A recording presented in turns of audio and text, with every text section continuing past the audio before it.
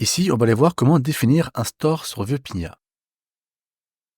Donc, on va voir ensemble comment définir un store, comment le coder en option API, comment le coder, vous l'avez compris aussi, en composition API, comment l'utiliser sur nos composants, parce que c'est bien de définir un store, mais après, il faut bien l'utiliser. Et on conclut comme d'habitude en faisant un rappel. Au niveau de la doc, vous voyez, c'est Defining a Store, le premier lien du premier gros bloc du menu. Nous allons utiliser la fonction defineStore fournie par Pinia pour justement définir un store. Et nous allons l'utiliser, cette fonction, en donnant un nom qui doit être une clé unique. C'est le premier paramètre de la fonction. Aussi, la convention est de nommer la variable de retour use, nom unique du store, store. Et votre fichier s'appellera d'ailleurs nom du store, store.js. Exemple, use product store. Donc le nom unique c'est product. Vous voyez, à chaque fois je préfixe par use et je finis par store. Use user store, use carte store, etc., etc. Vous le voyez ici, là-haut je fais une définition, j'importe define store de Pinia, et après je vais l'utiliser ici, define store, premier paramètre, c'est comme je vous ai dit le nom du store, donc là ça serait, le store ici serait alerte, d'accord, c'est un nom unique. Et effectivement, quand je vais faire l'export ici, la variable je l'appelle use store, et entre les deux je mets alerte qui est bien la clé qu'on a mise juste ici. Ça c'est une convention que je vous recommande forcément de respecter. Le premier paramètre de define store, donc, c'est le nom unique du store comme on l'a vu. Product, user, carte, alerte, etc. Eh bien, le deuxième paramètre, c'est soit un objet d'option si on est en option API, soit une fonction qui retourne les propriétés réactives et les méthodes qu'on veut exposer si on code en composition API. Ne inquiétez pas, je vais vous mettre un exemple. En option API, vous voyez ici, tout simplement, on retrouve bien notre define store, le nom du store c'est counter, nom unique. Deuxième paramètre, un objet d'option. Et on a l'option state qui nous retourne, donc je pense que vous connaissez un petit peu comme les data sur un composant. Donc state nous retourne un objet de valeur, donc là on aurait count et name. On a aussi l'option getters, c'est comme les computed. Là pareil, vous voyez c'est le même principe, c'est comme si on avait computed, non computed, double count. Et puis on décrit comment est-ce qu'on va la passer. Juste que ce qui est intéressant, c'est que vous voyez qu'en paramètre, on verra ça plus tard, mais on reçoit le state du store pour pouvoir justement l'utiliser. Et troisième option qui est action, une liste de fonctions ou de méthodes en composant pour travailler. Ça, c'est donc l'option API. Le nom en premier paramètre, et puis la liste des options en deuxième paramètre dans un objet.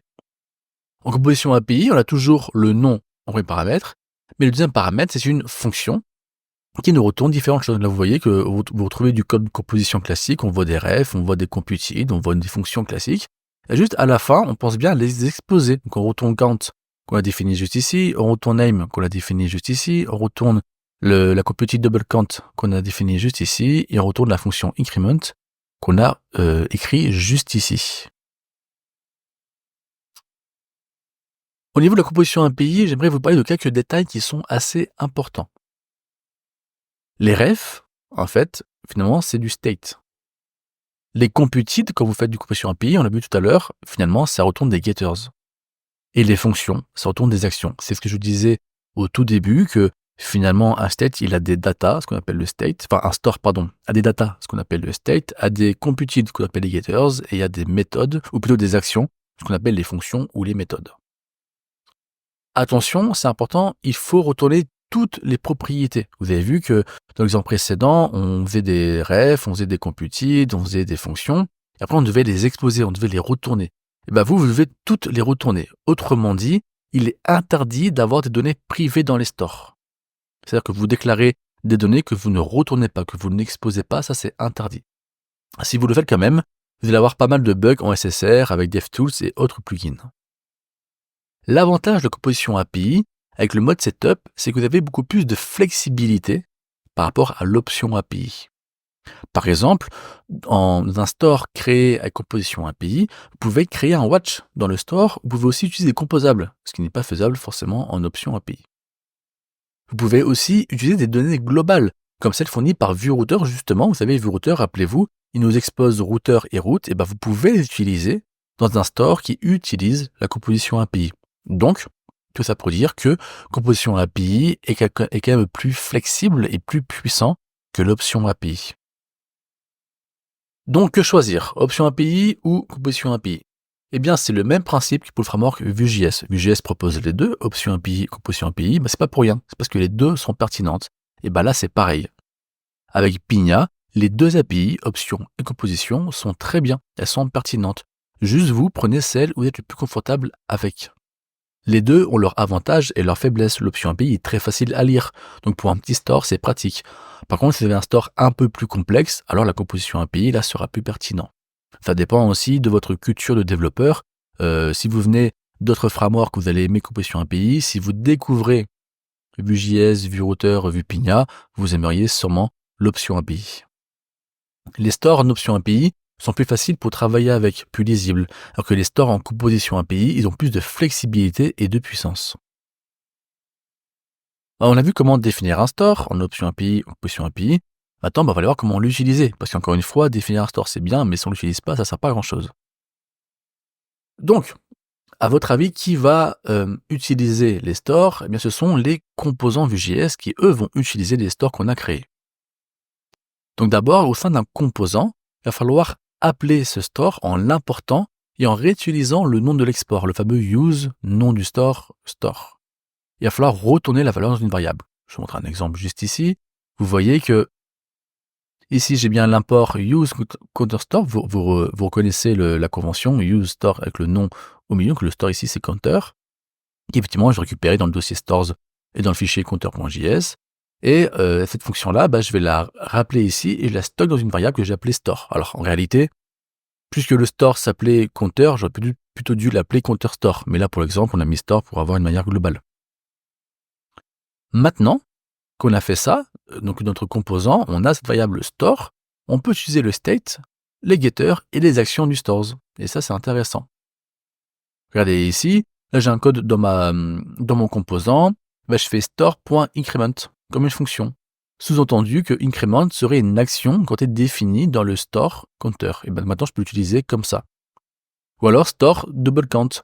On a vu tout à l'heure que double count c'était une computed ou plutôt un getter du store. Moi j'accède comme ça, je fais store.doublecount et j'accède aussi facilement que ça.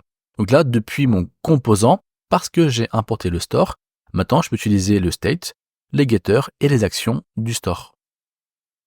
La question à se poser, c'est combien de stores est-ce qu'il faut faire? Est-ce qu'on en fait un pour toute l'application? Eh bien non, en fait vous allez faire un store pour chaque grand module ou grand type de données, ce qui est assez logique en soi. Par exemple, pour notre projet TP e-commerce, on aura sûrement un product store, un cart store, un user store, un order store, etc., etc. Donc un store pour gérer les produits, un store pour gérer le panier, un store pour gérer les users, un store pour gérer les commandes. Il est pertinent de les ranger, tous ces fichiers, dans un dossier /stores. Une dernière chose, si vous avez besoin seulement du state, donc de l'état, donc des données d'un store, il peut être pertinent d'utiliser la déstructuration. Toutefois, attention à ne pas tenter de déstructurer des actions ou des propriétés non réactives, ça ne marchera pas. Je vous montre ici encore une fois un exemple. On importe notre useCounterStore qui est juste ici. On va l'appeler ici, cette fonction pour récupérer le store, ça vous connaissez. Et maintenant, vous voyez que je peux faire une déstructuration pour récupérer le name et double count de mon store. Comment est-ce que je fais ça? J'utilise la fonction store2ref qui est fournie par Pinia. Et en fait, je vais récupérer name qui est une donnée dans le state et double count qui est une donnée computée, donc un getter. Et je vais l'exporter comme ça, comme si c'était des fonctions classiques. C'est assez intéressant. Je peux aussi déstructurer aussi la méthode, la fonction, plutôt l'action, excusez-moi, increment du store. Ainsi, pour conclure, un store est donc un fichier JavaScript où on utilise la fonction defineStore qui vient de Pinia. Cette fonction prend en premier paramètre le nom qui est unique du store. En deuxième paramètre, le code du store. Ce code peut être en option API ou en composition API. Et je vous rappelle que ces deux API ont toutes les deux des forces et des faiblesses, à vous de choisir. Il est fortement recommandé de garder la convention use, nom unique du store, store pour l'export.